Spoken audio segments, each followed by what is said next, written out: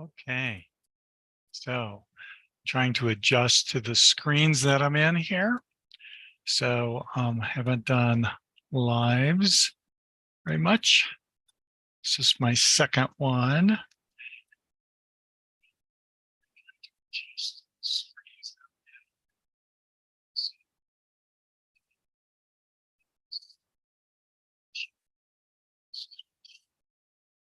All right, so, all right, so let's see. And I'm getting some sound, so I'll need to drop that now. That's not it. Oops, I turned my screen off. So here we go. Yes, see if I can.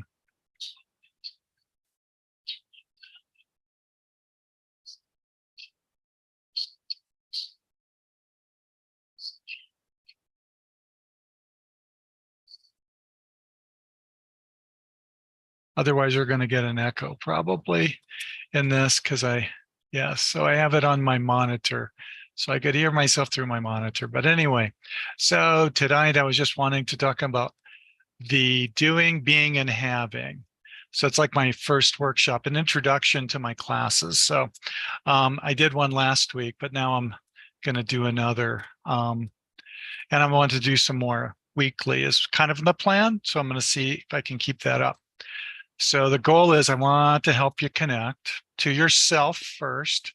That'll help you connect to others. So to your partner, if you're with someone, and to or to someone else in the future. So I think these I don't want to use the word tools, but these ideas and skills and things that I'll teach. And this is kind of just an introduction to all of those. So we're made for contributing and connecting to others. So, and I'm going to be introducing a bunch of topics later in the live that I'll want to share with you. And I invite you to join me on this journey. So I'm going to get started with tonight. And the idea is that, when I look around, people are really busy. And though you're probably busy or even very busy, maybe even exhausted by all the things that you're doing. By trying to keep up with every day. People I talk to are just like really stressed and so busy. But I invite you to spend some time with me and these ideas regularly, whether you feel like you have a lot of time or a little time. Just what time you have to be present. So we're made for that contributing. So yeah, how do we do it? So truthfully, at times, I'm not sure how it's possible to connect in today's world. I do have lots of ideas, there are ways, but I don't think it's always easy. And I certainly can understand that. But sometimes I mourn just the way that life is for us. It's really kind of sad, parts of it, not all of our lives, but just the speed and the distance that we have from each other. And I'll get into more about that. And it's a challenge. And then there's one challenge after another challenge, which is okay. But I think most of us have so many challenges, another thing to do, and another thing, and another thing, and another thing. And I go, kind of yuck, that's how we end up living. And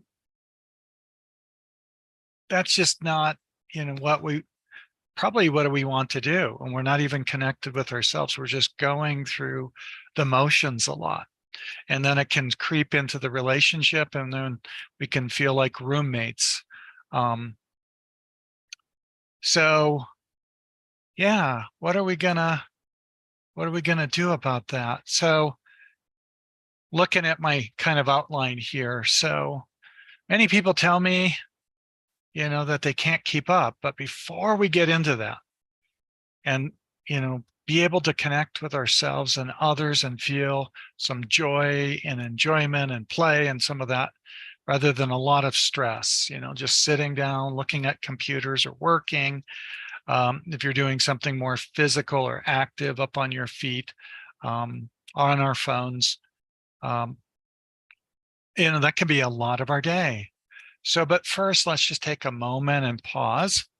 I mean, if that's just a wonderful place to start. If we can just pause, because our days are just so busy. And if we're looking at screens, and I have to remember this, I've, you know, being able to pause, take some breaths in.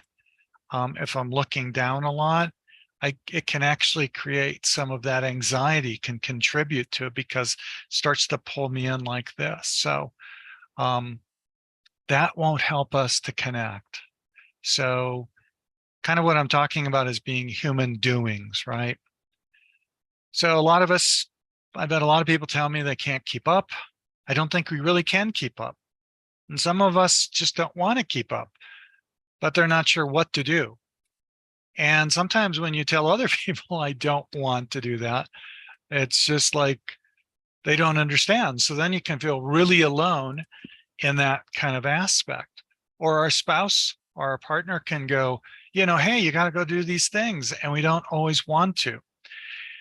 This is a big topic and there's a lot of aspects to it. And I'll talk a little bit, hit on a few and down, today, and then hopefully, and then in the future. So it's like being on a treadmill of life from the moment you get up or even before you wake up. Many of us don't even sleep that well. So we wake up, and some of us are going to wake up and think about all the things that we need to do, things that are on our schedule.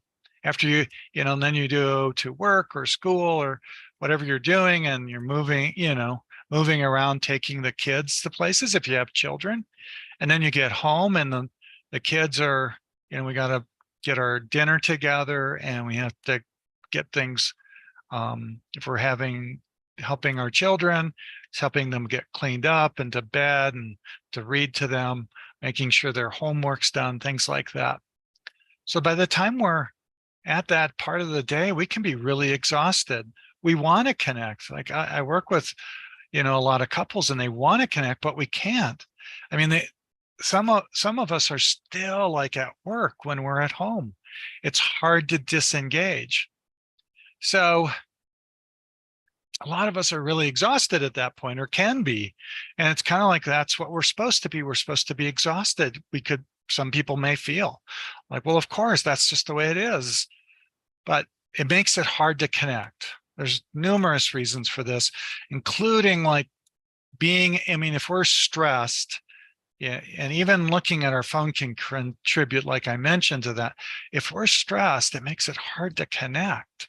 And if we're just doing, we're kind of in our left brain, that is not so much the connecting brain, we're not as able to engage socially with our partner and other people. There's no simple answers. There's some ways of being, which is the point, right? Doing and being and having. And if we're just being a human doing, it's really hard to connect. It's a very different part of us. Of course, we need to do things. And we want to do things, right? Sometimes we feel like we have to do things. That's a little different. And I'm going to try to talk about that eventually too. But just approaching this in a gentle way, to start to shift, letting our brains start to shift. So our neurons have been, there's a saying, if neurons that fire together, wire together. So there's a lot of these thoughts that just kind of happen, right? And that helps us to save time. We don't have to think about everything and relearn everything. However, sometimes we can be in ruts or these patterns that are just kind of stuck. So I'm not talking about an extreme effort to shift out of that. I was just thinking about how to ease into it as much as possible. Sometimes when I work with couples, or fairly often, it's at a breaking point. But hopefully over time, we can focus on that and then start to ease into things, because a lot of needs, and we'll talk about that, are just unmet, things that we're wanting in a relationship unmet, and we're two human doings possibly, and we're trying to connect to each other, and it's very difficult. So our brains are going to resist. So just easing into it. That's why I'm bringing things up in this manner, is to help you to ease into it. It's more conversational, and It's less academic and structured because we don't need more facts, probably. I'm going to hand out a bunch. I have a lot of research and science and ideas and multiple perspectives that contribute to what I'm talking about. However, that doesn't, information doesn't always help us, but easing into and having support and having that connection. And the more we can connect to ourselves, the more we can connect to others, to our partner. And that can be reciprocated then, and then we have more room. It doesn't mean everything just goes away and we don't have to do anything. Sometimes we have to make other choices or how we look at what we're doing. And there are things that I will invite you to do, things to think about, things to look at. But that's just where, where we'll start. Yeah, because there's competing priorities too. Okay. So some people I know, they don't like how things are, but they can feel that tremendous pressure. Well, I have to, I ought to, I should do. And if you want to change, we can get unpleasant feedback from other people, family, our partner, like I mentioned. So often we keep going faster. I kind of coming back to this when I'm around others, when I hear people talking, sometimes we're talking so fast, and I'm out running errands or going to activities or meeting people, and I'm going somewhere and I look in traffic and some of us are rushing like crazy. And you may have heard, there's more speeding than ever. There's some unfortunate repercussions from that. People passing away, getting in accidents. But there's a lot of pressure there. So this is not easy, but it feels like we're doing and we're not totally in our being. So we're like up in our head and we're like all revved up and battling life.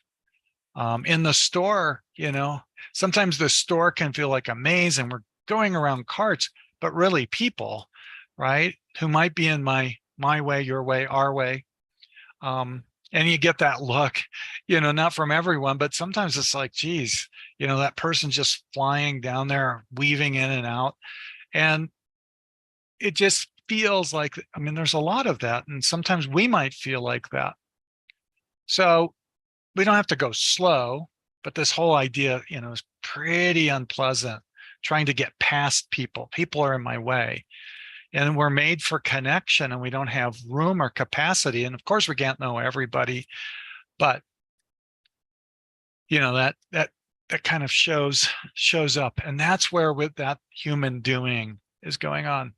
Not long ago, I was in a grocery store and I was talking to the cashier. She was like, hello. And she was just moving along very swiftly and checking things through, which was wonderful. And I was saying I appreciated that.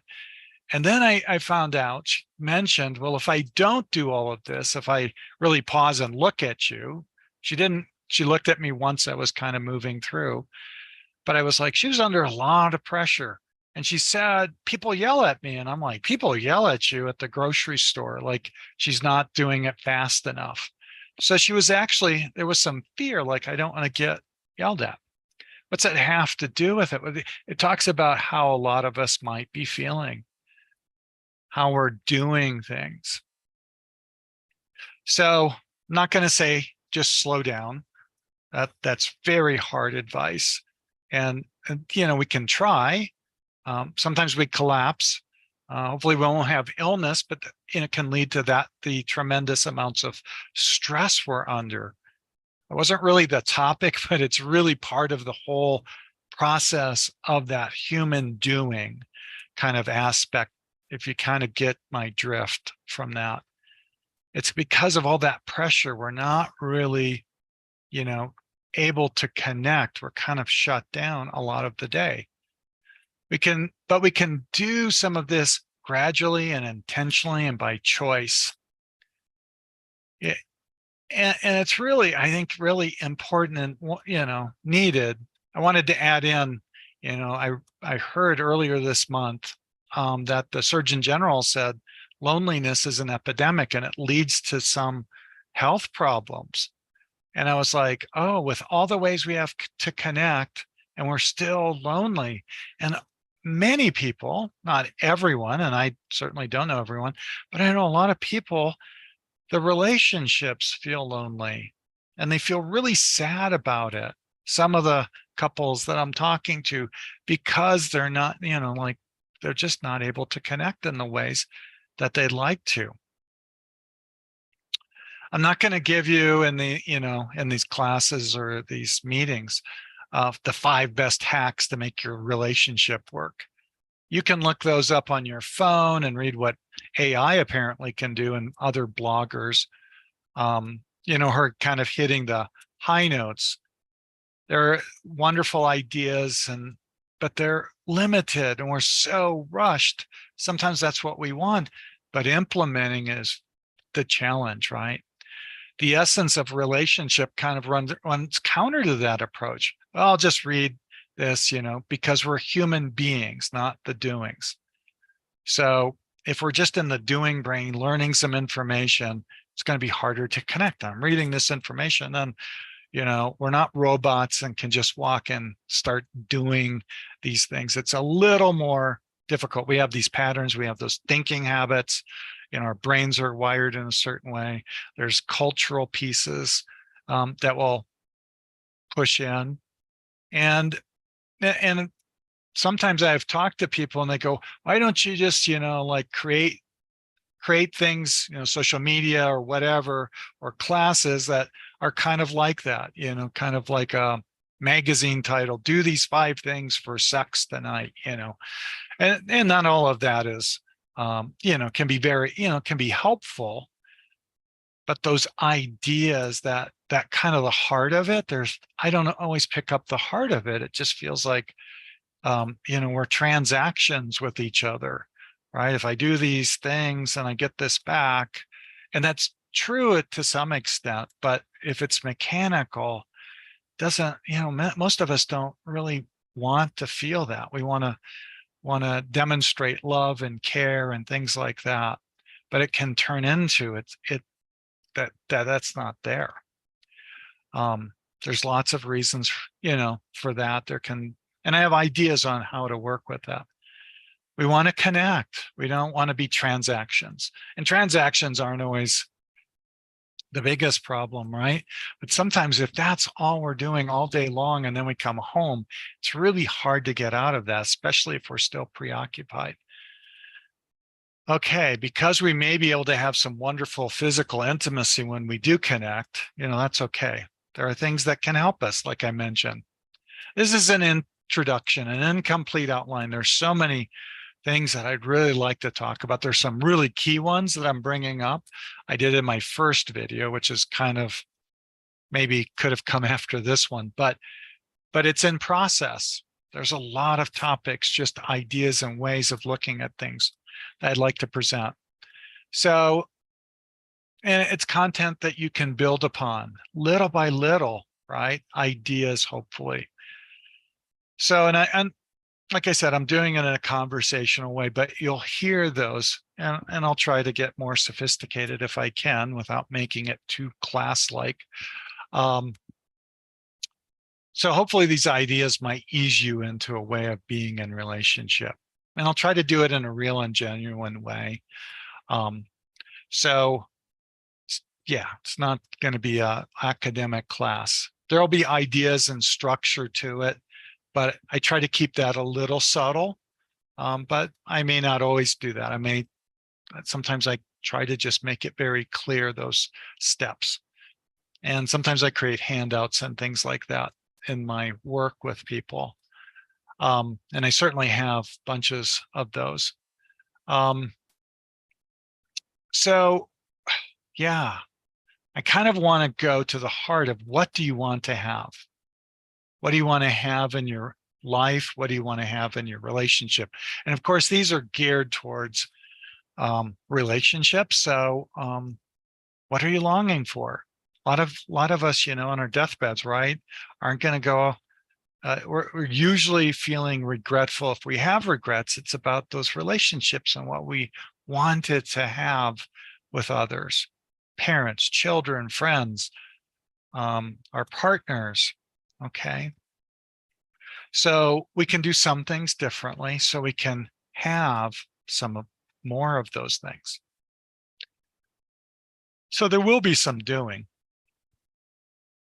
but a lot of the things we're doing, like I've mentioned, could be interfering, delaying, or ending those relationships. The very things we want, it's like out of our grasp. I attribute some of it to speed. That's kind of my introduction, just because when I was out today, I was just like, oh my gosh, sometimes I often get that feel that, the speed of and the pressure that people are feeling. So effective doing or meaningful doing, so we can be, right? So there'll be areas of being. And we can get that lost in the shuffle. Sometimes it's at the end of the day. We can focus on the other person so much, we can lose ourselves, for example. There's a lot of doing for the other person. So I have people coming in relationship, either individually or,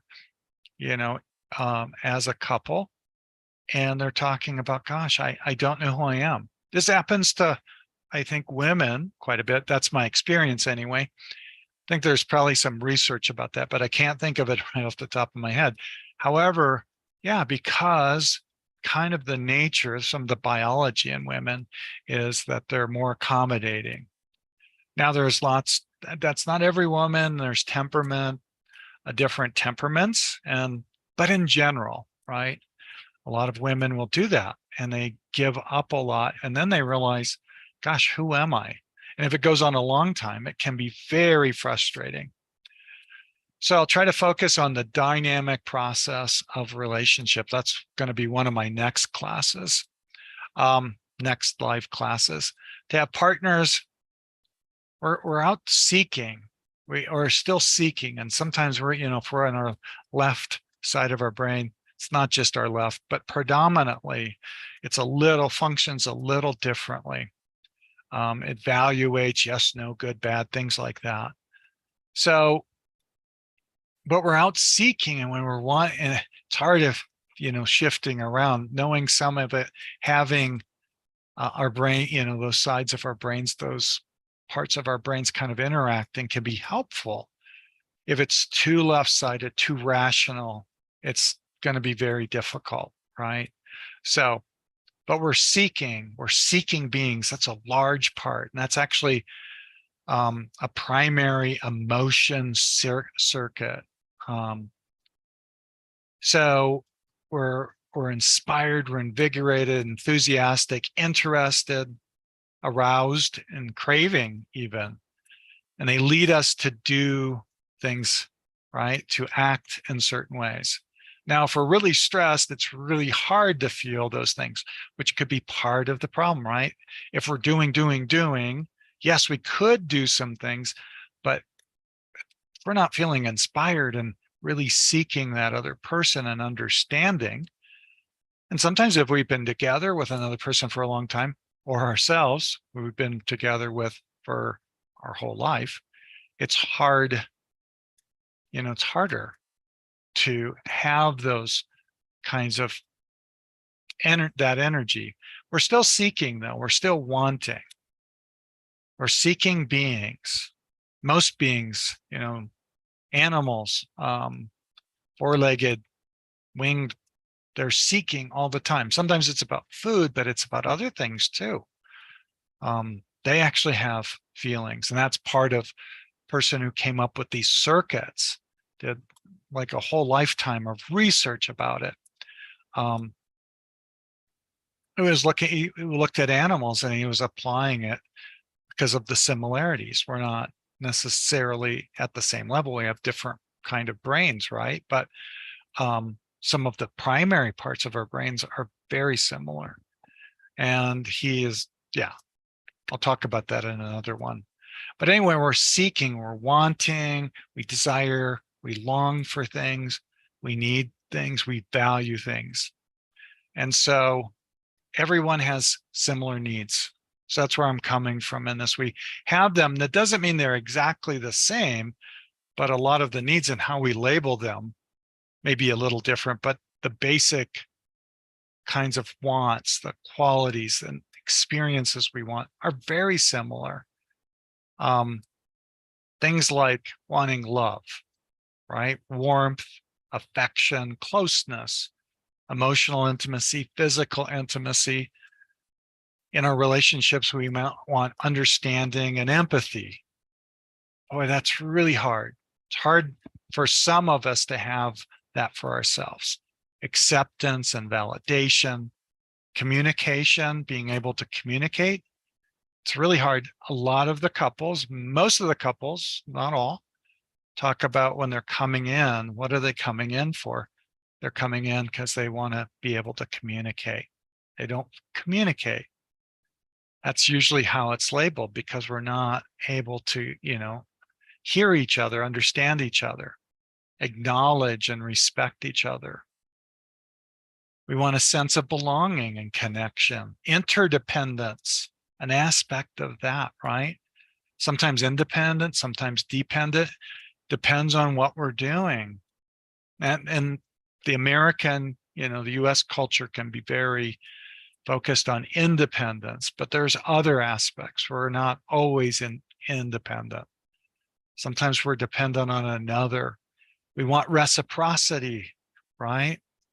And sometimes as a couple, we're wanting, I'm doing this, I'd like you to do that, or, or I'm doing all these things, or things that I don't want to be doing all of, like the finances. We'll get into some couples, that's a big area of conflict, right? Or chores or housework, or, taking care of the children, the mutuality. Sometimes there's agreements. I'll do this, if it's a stay-at-home person, they may be working with the children if they have children, and the partner is doing, this other work and is maybe gone more or occupied with that. But in many homes, both people are trying, they're working. So we're wanting harmony, openness, trust. What do you want? I'm assuming you can these resonate with you. Authenticity and autonomy, some of that is like that interdependence, right? There's some that we'd want to be more independent, right? That this is who I am. And I think I mentioned it, just a minute ago or a couple minutes ago, that women tend to accommodate. There's some biological reasons and temperament reasons for that they tend to accommodate more. Men with testosterone tend to, like it's more about my identity, and those things can clash. And that's a generalization. Not all men are like that. But in general, right? And so then this can be a real clash. And then, like I said, women sometimes have maybe given up and adjusted a lot. And after years, they're wanting a different kind of relationship. So that may be you too. Choice, dignity, honesty may be part of that, right? And then creativity and play and emotional safety. Those are just some of the needs we're talking about. And some of these are kind of combined, and they're not all the time. Trust and love, but enough of the time. When we don't get these things, right? What happens then? That's, of course, when I am often involved in, and you may be watching, because that's what's going on with you, is that this happens to you. So first, if you can pause, right? Yeah, it's really tough, because sometimes the needs, and we're seeking so hard, we want it to change as soon as possible, like right now. And so you want some information. I'm kind of looping or circling back. Hopefully it's not a loop. Loop sounds a little more, it doesn't circling back to this topic because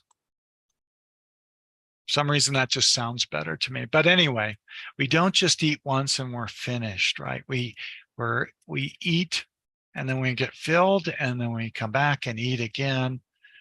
We just work out once and now we're going to be totally healthy, right? Those kinds of things, same kind of thing in the relationship. When we want it, we can, we don't have to. And a lot of, like, when I see a lot of workout, I don't want to totally compare it there because it's a little different.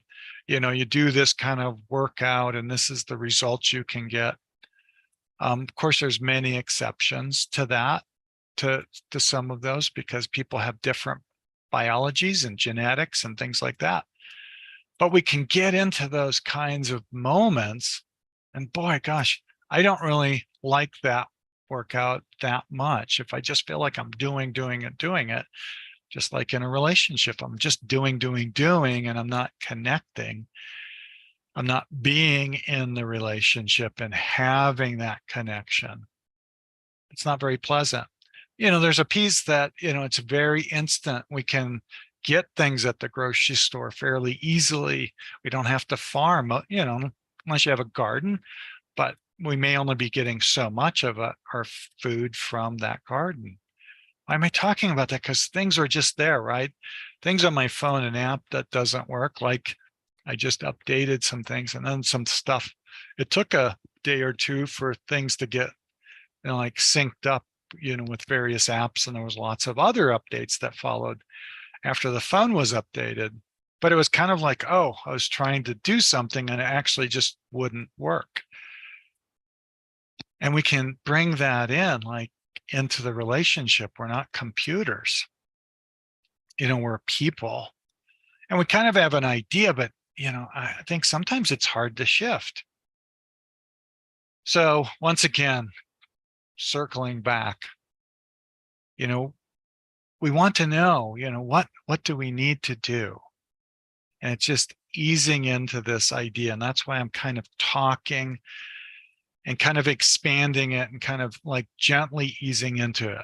And I know some folks are like, well, just tell me the 3 things I need to do. And, why does this take so long? And I'm going, well, we're not mechanical.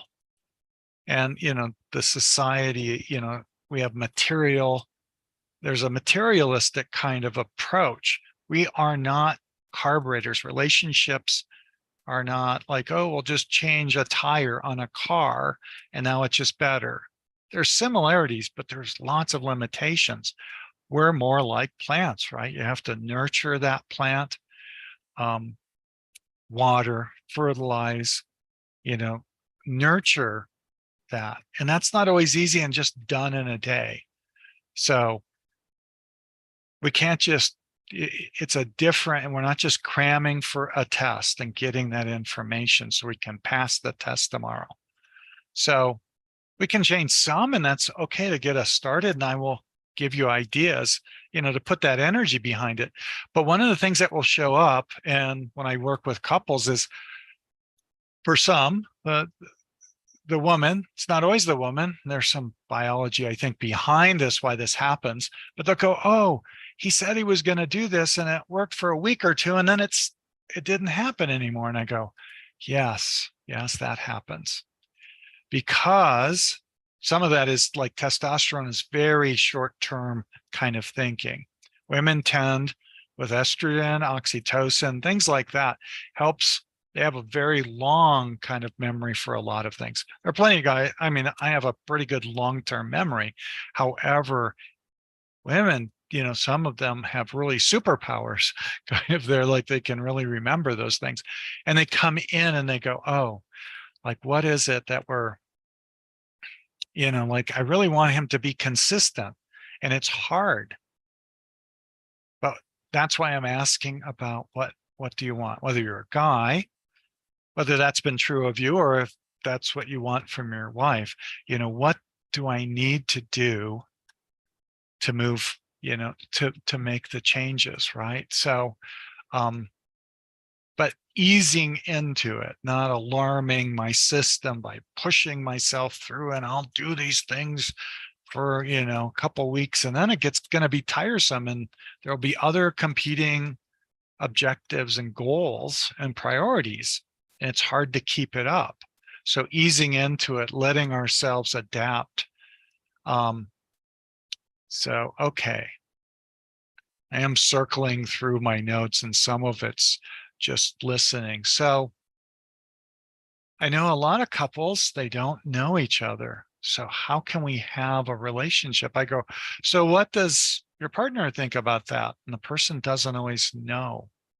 And there's, we can't know everything.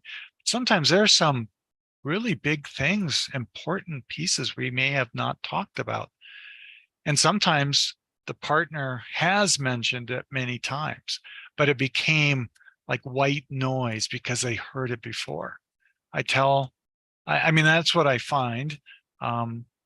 Many of the women, couples I work with, the woman, and one of the women, the woman might be, if it's a lesbian relationship or a gay relationship, these can be a little different. But in heterosexual couples, that could be, yeah.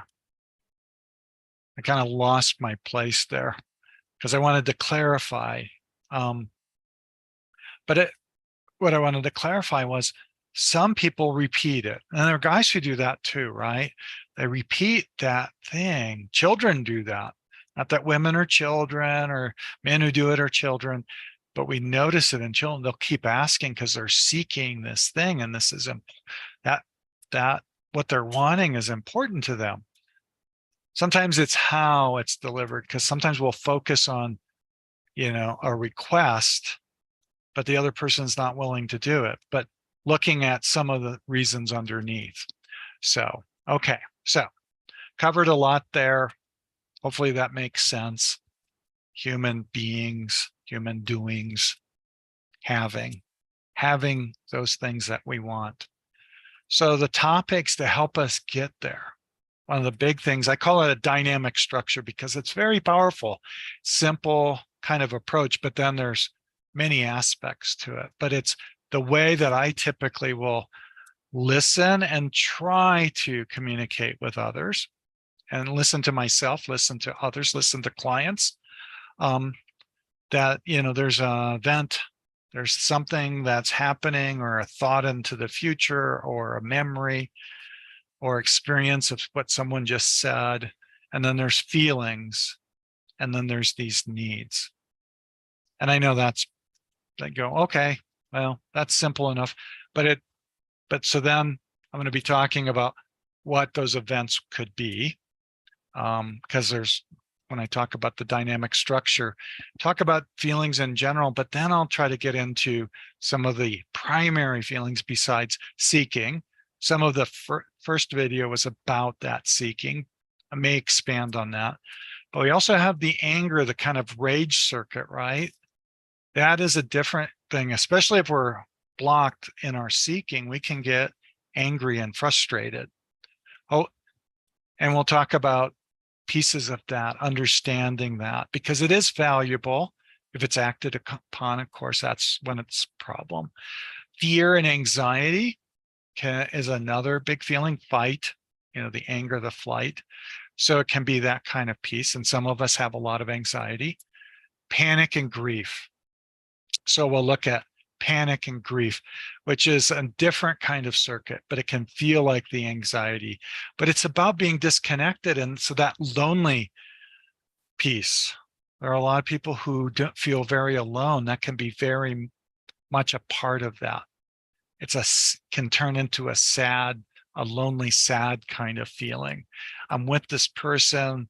We were so connected, and now we're kind of like roommates. We really don't talk and connect, besides some logistical to-do kinds of things, right? So there are elements of that for some of us.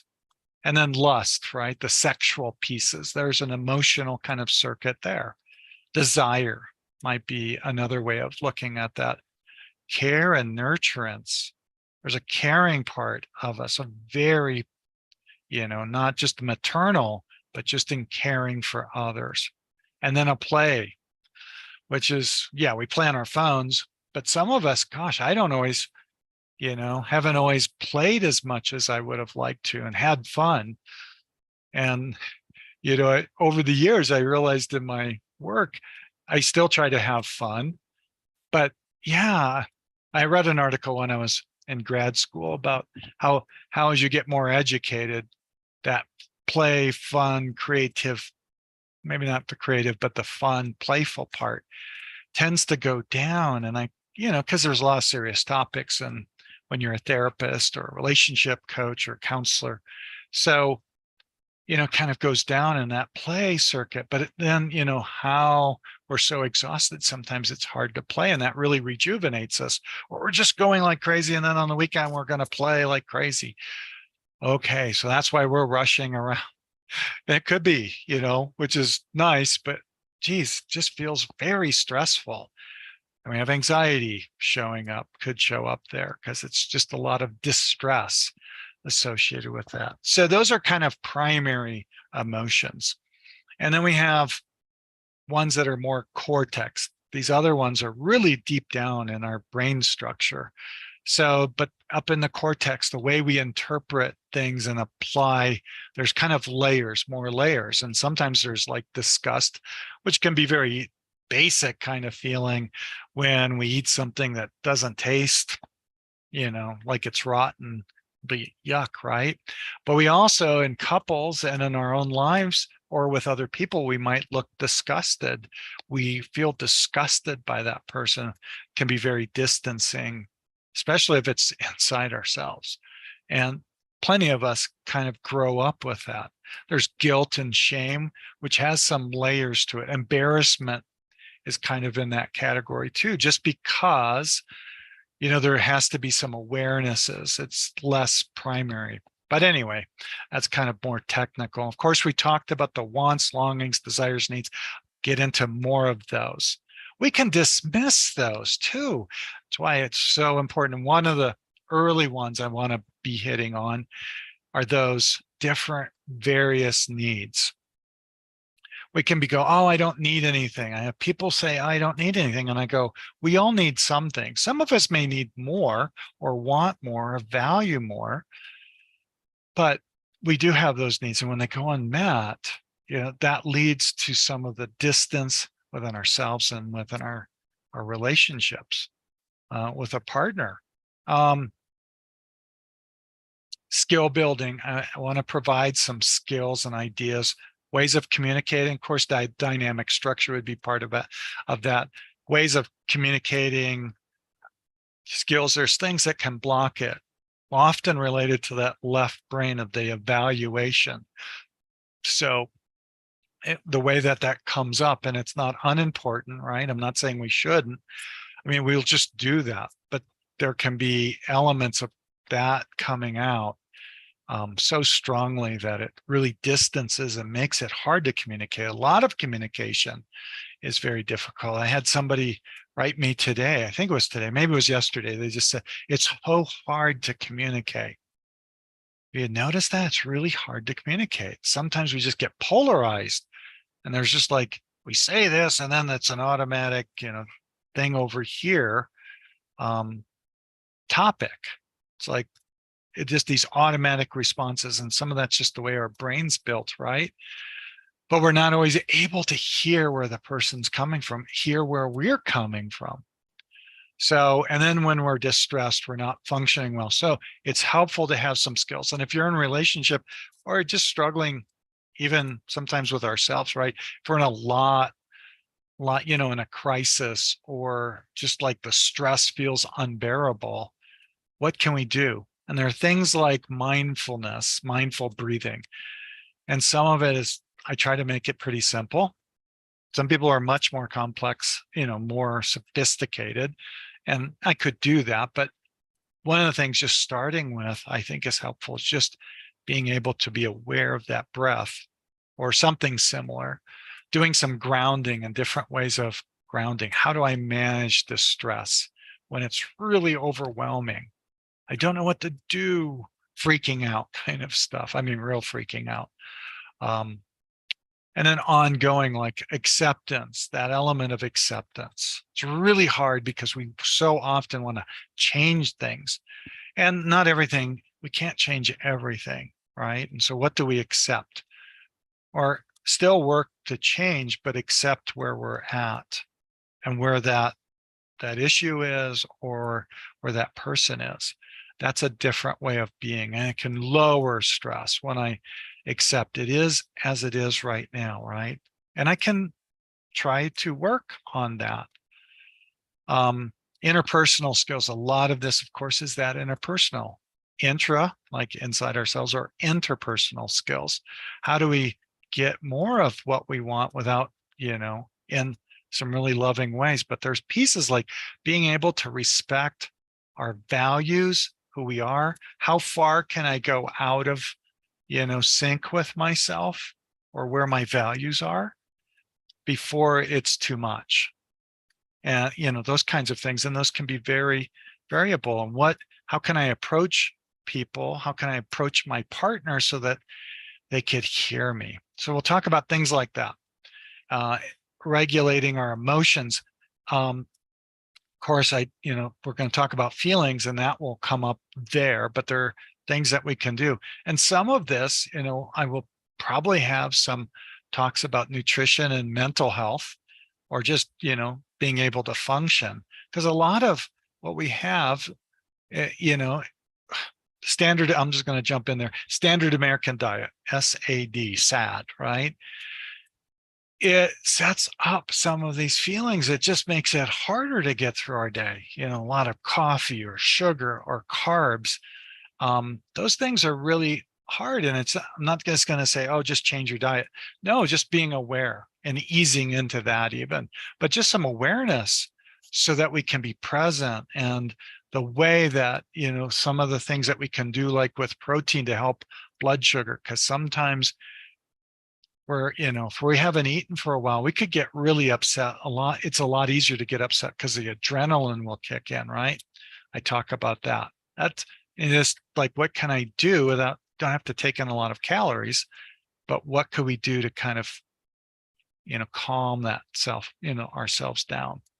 Sleep comes up. A lot of us don't sleep. So some ideas around sleep, probably.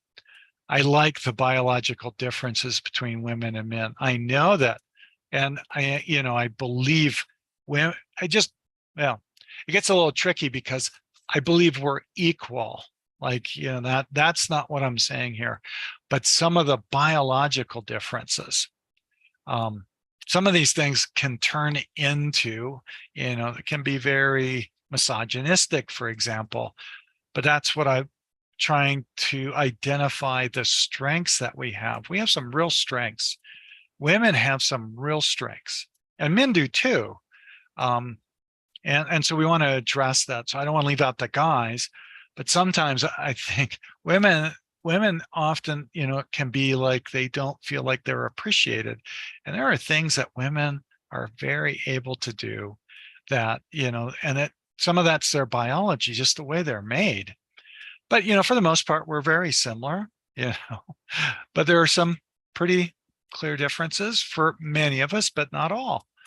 And, not everyone feels like the gender they are too. So that can play into things too. And their sexual orientation can show up in there. So, yeah. And these ideas of, that's a little, we might hit on that, the choice. People say, oh, there's a choice about things. Because then you have things like addictions also. As soon as I start talking about, well, that's a choice, there's limits to that. People who feel like they are a different gender than they are, right? Than their biological birth gender, could feel like they can have dysphoria, which we need to honor, which can show up maybe for you, and it can impact your relationship, because that's a lot going on. I don't want to go too far down that, because that is so important. But at this moment, it's just a lot to unpack. But that aspect might show up.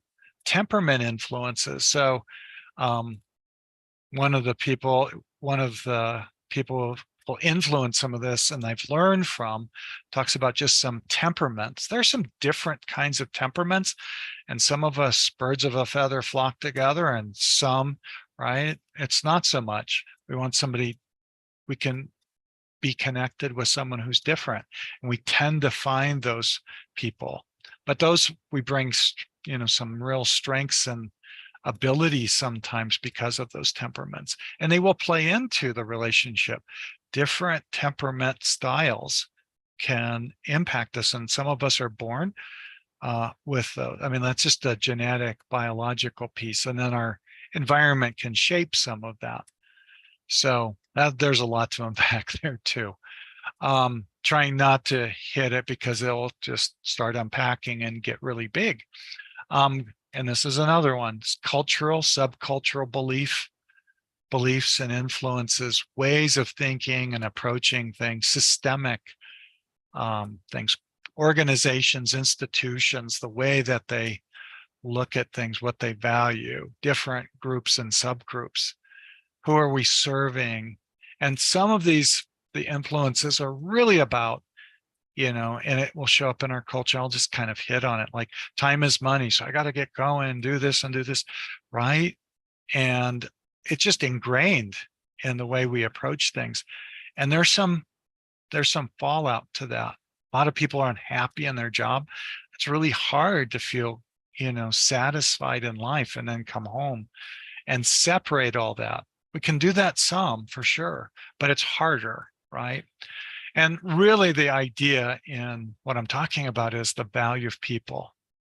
Do those organizations, institutions, what we're doing, is it serving us and others? Meeting our needs is really where it's going. And some things are really, I don't think it's really about that, right? But that's a pretty big topic.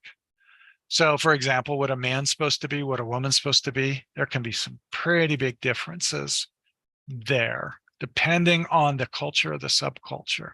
And we'll probably get into some of that because it will show up sometimes in relationships. I'll hear it, I've seen it, just comments and attitudes towards a partner that can interfere with connecting.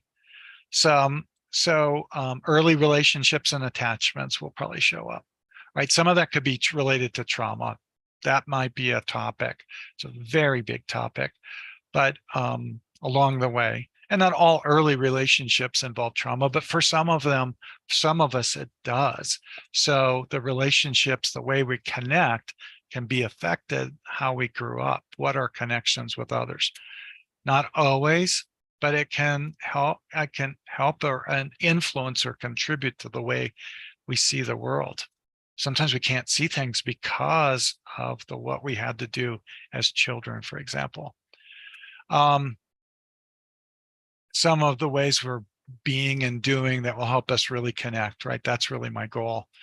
Because some of us, the tragic way we perceive ourselves and others, the judgment and the just those attitudes that can show up in various ways, right? In different cultural groups, people who look different in some ways than ourselves or act differently, doesn't always relate to the relationship, but can influence it.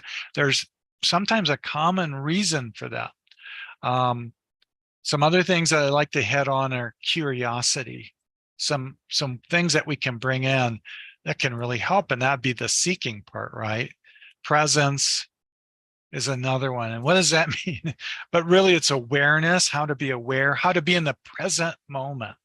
Not easy to do, and we don't always have to be. Sometimes it's painful to be in the present moment.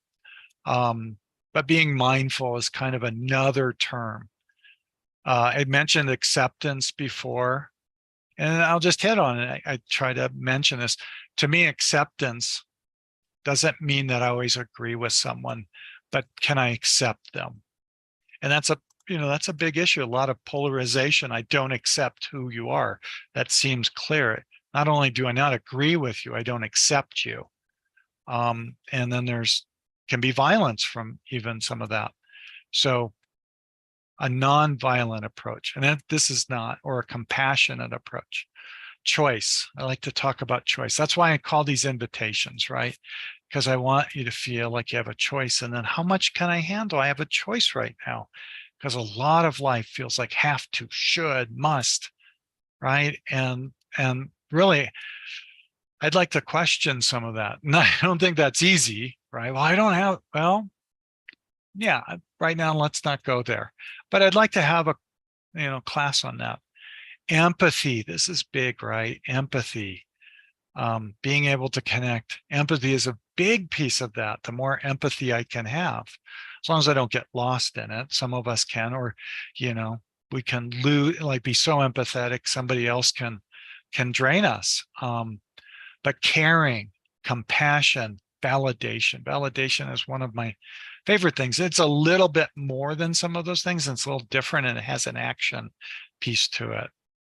And that, basically that I see you as valid, your point of view as valid from where you're coming from. I may not always agree again, right? You may not always agree with me, but hearing where I'm coming from, hearing where you're coming from, hearing where your partner's coming from. So, and I'll probably hit on some of the people who've influenced and helped me learn. Relationship, psychologists, Susan Johnson, big piece with the attachment related, emotion focused kind of piece. So John Gottman has done a lot of research about relationships. Not totally going to come from those directions, but they certainly have influenced it. Jacques Panksepp was affective neuroscience, and he's the one that talks about the circuits, these emotion circuits, circuits of emotion. Spiritual, not necessarily religious, but spiritual folks. There's a pastor that I really like that really sees things in a very different light than I think just standard American churches, many churches might talk about that, especially the ones that seem very divisive. Because a lot of us have some of those beliefs. We either grew up with it or we're participating in it. But he sees things, interprets things, not to twist them, I don't think, but from interpreting in the context that they were presented, which really connects me to some of my deeper beliefs to the Creator, and how he sees me. Not everybody may like that term of he, but how I'm seen, right? So there's some of those, and there's some indigenous values that I just find so beautiful that I think are just inherent in how we're created. And I think they tapped into them. And I've learned some pieces that I don't, like some of those beliefs you can see and feel where they're really powerful, especially now with global warming. Not that this is about global warming, but how they value beings just in general, and how, because we haven't possibly, we see things and things to be used and used up, a material look rather than their spiritual look, right? And then we use things rather than relate to them and value them. And then it showed up in global warming, but it also shows up, I think, in our living rooms and bedrooms. So that's where I'm coming from. There's an economist who influenced Marshall Rosenberg, who talks about the compassionate. And Marshall Rosenberg, of course, very powerful ideas and approaches of ways of being that he learned from. And I looked up some of the people he learned from, like this person. And he has a very different perspective about needs within an economy, not because automatically we'll think about money. That is not really his approach, which is I think it's about meeting needs. He has some, I don't totally understand. I'm not an economist, but I've tried to understand some of the really key ideas, and he's got ideas about where those needs are, right? In areas. And actually he has this, being, kind of the value, and then the being, doing, and having, and interacting is what he talks about. And I think, oh, that is so cool, right? And there is an element of doing what we'd be doing when we have those needs met, when we're seeking to have them met. But sometimes we're just so doing, right? Is the theme where it was really kind of where we're coming from. We're not just doing. That is not where, I'd hope we would be coming from, because I think it really takes away. The biological anthropologist, Helen Fisher, just very interesting. It's got lots of data and research, fMRIs, and just large amounts of data. So, the economist is Manfred Max Neef. I'm not an expert in any of them, but I've listened and learned a lot from people like Helen Fisher. And she talks about some of our amazing strengths and some of the differences, right? And why we're together, and some of those aspects, and the brain regions that are involved in that. So we can get into the science of the relationships too. And what do we do with that then? How can we apply that? And some of it is just validating ourselves, right? We can go, oh, that's just how kind of how we're made. And then there's an educator. Here, I've just been listening to his book, but his name is, now it's gone, but is, Being Punished by Rewards. Alfie Cohen is his name. And he talks about this, and because that is part of the ingrained piece of, and there's a psychological behavioral kind of piece to that he questions, because we think we need to reward people, and, and it's actually detrimental, because there's this extrinsic kind of manipulation control approach rather than this intrinsic motivation that can show up in our relationships, right? I'll do that because she said it or he said it. And it can be because I love the person, but sometimes if it's a lot, it can really take away, right? And it just feels like we're doing. So I hope you get the underlying tone and some of the specifics a little bit that I hit on of being, doing, and having. Being connected to ourselves really helps us to have those connections. We can start to do some things, little steps, right? Small steps, like considering the perspective I'm talking about, being curious, questioning our assumptions, learning in order to be more. And then there'll be skills that you can practice, right? Connecting to our bodies. I didn't mention that. There's so many. I kind of have a very integrated, holistic kind of view, because we're whole beings. So, and the goal isn't to do more, right? It's to experience that and to have some things. Yes, and we will continue to seek, but it doesn't have to be so driven. So hopefully you'll consider these thoughts and join me again, Sue, on some more thoughts and ideas and to connect, okay? So thank you very much for your time. Hope to see you soon.